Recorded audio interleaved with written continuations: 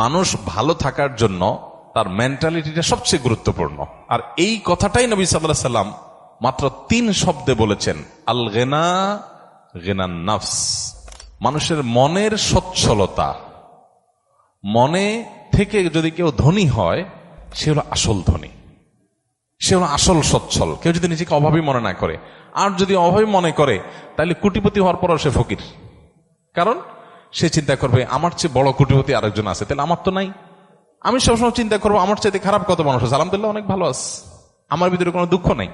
আমরা অনেকে আছি যে কোন প্রকার বিপদ আপদ হলে আমরা ধৈর্য ধারণ করতে পারি না। ভাই সবরটা কখন করবেন? তাহলে আপনার মনের বিরুদ্ধে হবে, চাওয়ার বিরুদ্ধে হবে, আশা যা করছেন তার উল্টাটা হবে।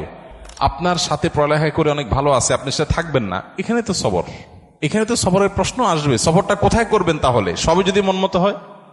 তো এই জন্য এই বিষয়গুলোর জন্য আমাদের মানসিকতার পরিবর্তনটা হলো সবচেয়ে গুরুত্বপূর্ণ বিষয়।